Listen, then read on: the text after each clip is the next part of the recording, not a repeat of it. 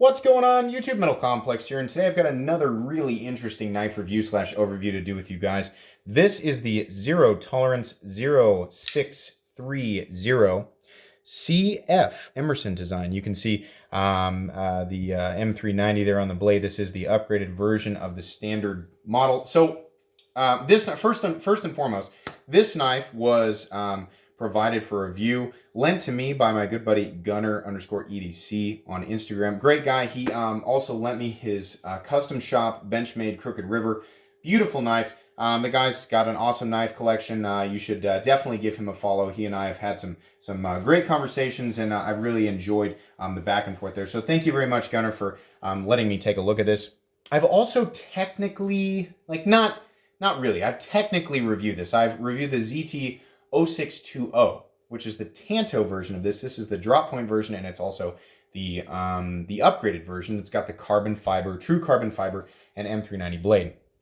Just want to point out real quick how freaking low the serial number is. God, 0065 on this guy. This is truly an awesome knife. I've said that many times in different live streams, and when we've talked about this or in the unboxing, I was like, oh my gosh, so that's excellent. This knife is absolutely mint. So because of that, and because it's rare and it's discontinued, by the way, it's discontinued, I did not carry this knife. I did not use it. Some of the knives that I review I actually do carry and use, and some of them I don't. It kind of depends on whether or not they're rare, whether or not they're discontinued, if they're custom and really expensive. There's a lot of things that could dictate whether or not I can do certain things with certain knives. But anyways, so for two reasons, this isn't going to be a full review. It's just going to be like, hey, check this out. This is cool. Two reasons. Number one, it's a discontinued variant of a model that I have already reviewed. And number two, it's very rare. It's very nice and shiny. He's taking good care of it. So I can't really give it a full review. But for that reason, there will not be a link in the description for this guy. So anyways, let's go ahead and take a measurement here. This is the version that I would have gone for. This knife is amongst many others to me that represent what ZT used to be doing, which was making overbuilt, perhaps a little bit too overbuilt, but overbuilt American, they're still making American knives, but this big, tank-like sort of overly tactical, aggressive, overbuilt knives, and they don't really do that as much anymore, and it's sad. A lot of people really love this knife. A lot of people like Emerson knives, and so this was a very, very popular ZT. And I'm trying to get all of these reviewed. I want these on my channel because I want people who come to my channel, new people in the knife world, to know what ZT used to be and why there are so many people who are frustrated with ZT right now. I still think ZT is a great company. I just think that they're moving in the wrong direction. So that's why I'm reviewing so many of these old ZT knives, because I like talking about them. So overall length of this guy, we're looking at 8.5 inches, just like the other one. From tip to scale on the blade, we're looking at a surprising 3.75 inches. I always forget that. Exactly 3.5 inches on the cutting edge. So this is a big knife. This is not a knife that's going to be legal everywhere. It also has a questionable deployment mechanism that I'm sure would make some people a little bit uncomfortable. I think it's pretty cool. We'll talk about that here in a sec. So let's go ahead and do some size comparisons here real quick. So up against the Ontario Rat Model 1, Rat 1 coming in at almost exactly the same length, 8.6 inches. You can see there, the angle is actually making them look identical. If not, the 0630 a little bit longer, but that's not the case. The Rat is ever so slightly longer. How about up against the Spyderco PM2? Spyderco PM2 coming in at 8.3 inches overall. So you can see there it's just a little bit shorter. How about up against the Benchmade Griptilian, or in this case, the Ritter Hogue? Ritter Hogue coming in at 8 inches overall. So you can see there again, just a little bit shorter. How about up against the Benchmade Bug Out? Benchmade Bug Out coming in at 7.5 inches overall. So much smaller. And last but not least, the smallest knife that I do in terms of length, as a size comparison, 7.25 inches on the Spyderco Para 3. How's the action on the 0630? Well, like the 0620 I reviewed, it is running on phosphor bronze, but it has amazingly smooth action, very glassy. This feels good. And because it's running on phosphor bronze, which I think you guys can see in there, because it's running on phosphor bronze, it actually makes this knife a true, made to be out in the dirt and the debris, and a true hard use folding knife. Bearings are more durable than people think, but they do gunk up. The action can slow down, can cause problems with lockout or retraction, whatever. But with phosphor bronze, they are self-lubricating. At the same time, it's much more difficult for debris to get caught in there. So that's really cool. That is the case with the new Emerson 0640 as well. That's why I like that knife so much. But the action on this guy is awesome. You use the thumb disc to deploy it. You can use the thumb right there. You can, if you can get your finger in the right place, you can do the reverse flick. The cool factor on deployment, actually, I mean, now this is, the Wave was designed, the Wave is this little horn right here, this little unicorn horn that it's got. I'm sure there's some people like, how dare you call that a unicorn horn? But that feature was designed by Mr. Emerson. And it is, I always have people tell me, the best self-defense knives are automatic knives, right? The side openers are the OTFs. And I've had, conversations with people in the comments section about, how those are the best knives for self-defense because they deploy the fastest. Listen, I'm not a self-defense channel, and honestly, I don't really care about it, but this has already been proven. I've said this many times. The Emerson Wave feature actually is the fastest, deployment mechanism in the world, and that's because it's designed to actually catch the seam of your pants as it's being pulled out, thus removing one of the steps that are normally required in deploying a knife. It actually is deployed like on the pull, and if you do it exactly right, it's actually really easy to do. It works really, really well in a number. I mean, like whether I'm wearing khakis, whether I'm wearing jeans. I played around with this. I told Gunnar I did it over carpet so that I didn't drop it, but it does work extremely well, and that thing is deployed immediately. So if anybody's wondering what style of knife deploys faster than any other style of knife, it's anything with this Emerson Wave feature. But I've heard that you are able to mod knives and get the same type of results with zip ties and some other stuff. So you can do that with some Spyderco knives. I remember seeing Nut and Fancy put some zip ties on the Spidey hole and make his Spydercos do that. They also have there is a Spyderco version. I think that is there a Delica with a Wave feature? I don't know. Anyways, yeah, that's the fastest deploying feature. Okay, let's move on to weight now that we're at 7 minutes in. This is a big knife. It's very thick. It's bigger than the 0562, thicker titanium than the 0562. You have a titanium frame lock on this side. You have a blade stock thickness, which we didn't measure. We'll go ahead and do that real quick before I weigh it. Pretty thick. I'm going to guess ZT's old go-to, which was about 150 thousandths. Yeah, almost 160 thousandths on this guy. That makes sense. And then you have titanium that has not been milled out on the inside. So the weight comes in at very unsurprising 6.17 ounces. For a lot of people, that's just going to be way too big of a knife. Yeah, for general EDC, this is not your guy. That doesn't make any sense. Now, if you work on a construction site, you work outside, you're military or law enforcement, sometimes in some military settings, I would imagine, ounce for ounce, this may not be ideal either. But for some people who are not concerned with, at the absolute like lowest, for people who are not like, just doing like normal stuff every day, and you want to max out the amount of cutting edge to weight ratio, then yeah, this isn't going to be for you. But if you're looking for a heavy-duty outdoor work knife that you can really throw around, yeah, absolutely, that's going to be a weight that's not going to bother people. I've said, on many occasions that it's not so much weight, it's carry profile that I look at first before weight. But I do regularly carry knives up to 6.5 ounces, and day to day, so that doesn't really bother me. This knife has an okay carry profile. It is thick, and it is fairly tall, and that little hook in there can, it's not going to be likely given how this is positioned, but it can grab onto things that you may not want it to grab onto. Here it is this way, besides the Spyderco PM2 and the Spyderco Para 3. I always use them as examples because they're very popular knives. People don't seem to complain about their carry profiles, and they have very awkward carry profiles. So you can see they're not quite as tall as the PM2 in terms of overall thickness. You are looking at roughly the same thickness, so these are aftermarket scales. Let's go up against the Para 3. Little teeny tiny bit thicker than the Para 3, but it's definitely noticeable in the combination of the profile and the weight, exactly how bulky this guy is. So On this version of it, we have a very beautiful satin finished M390 blade. You do have some tumbling up here. You can see there the thumb disc has some texturing on it. These can be removed, and they can people put custom modded ones up there. That's kind of neat. It adds a little bit of opportunity for personal flair. The front side of the blade looks great. Back side of the blade has the usual Kai USA stamp on there. It's not the worst in the world. Sorry, I'm cleaning off my fingerprints. I've had to, for whatever reason, this knife and me, it's just like it constantly has my fingerprints all over the blade, and I can never keep them off there. But it's still on there. Sorry about that. But yeah, you can see there, it has the stamp 0630CF, Emerson Design, Kai USA M390, and then the serial number.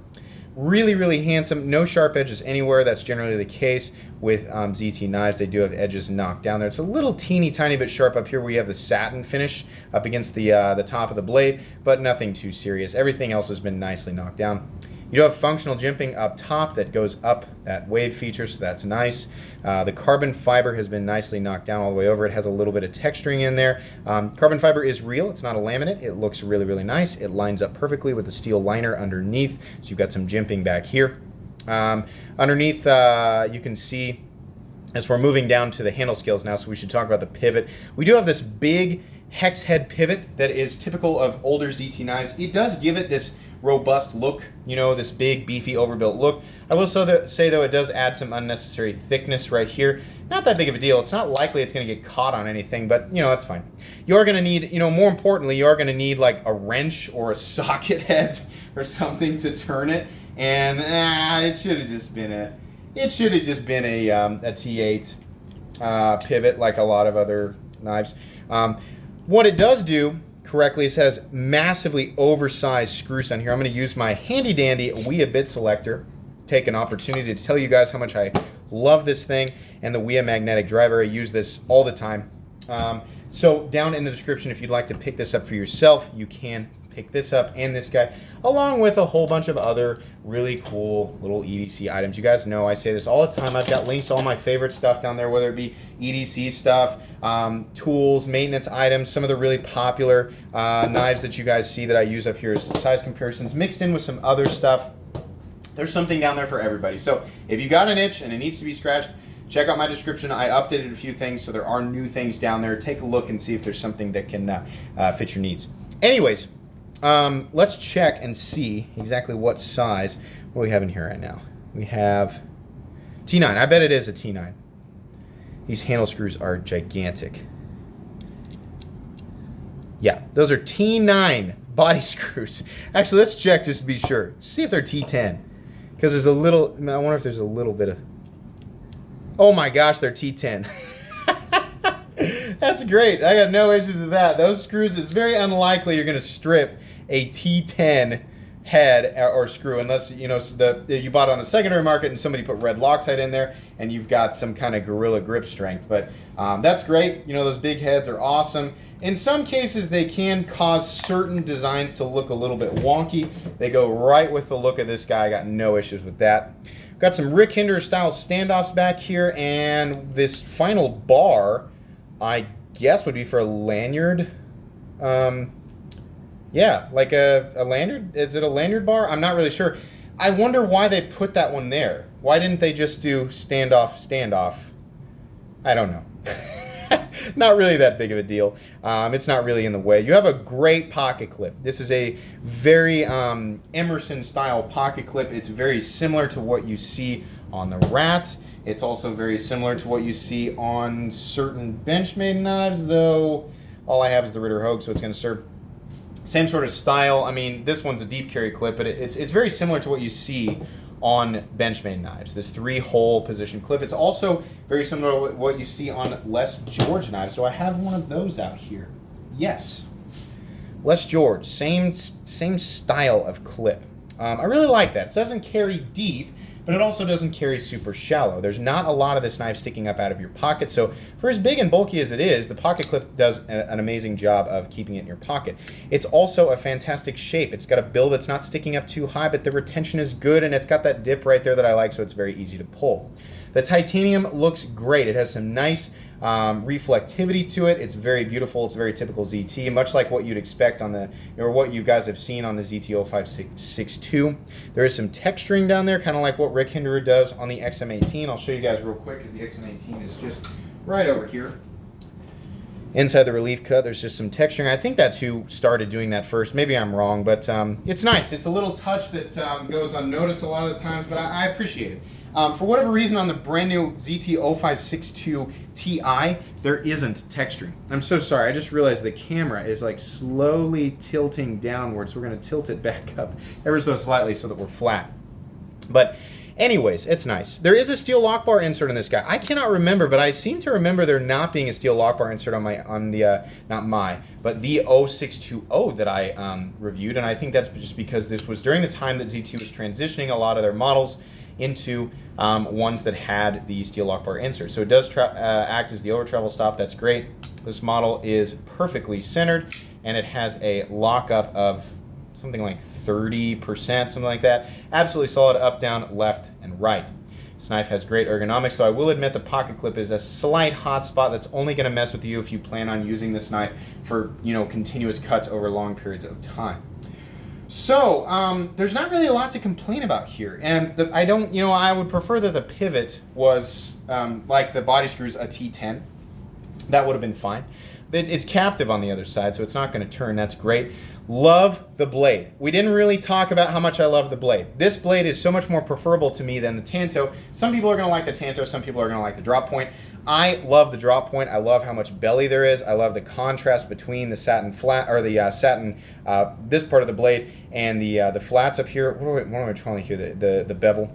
And then the swedge up here is also satin finished. It's a very handsome looking blade. It's a very aggressive and at the same time elegant looking knife. This is the version of this knife that I would have gone for. The upgraded version with the carbon fiber and the M390 and the drop point blade. I think this is awesome. Stuff that I don't like, so like I said, the pivot, wish that was also a T10. This little bar back here is not really a deal breaker. It's just weird. They should have just done two. It's just another part. It just standoff would have been just fine. But it doesn't really need that, it's not like a big deal that it's there. And then of course, like the ZT, the stamp, that's always weird. But yeah, I don't really have a whole lot more to complain about. Can I recommend it? Well, like I said, guys, it's discontinued. And listen, if you want to get this knife on the secondary market right now, this exact knife, in perfect condition with the box that has a factory edge, basically this exactly, right? And it's got the box and everything.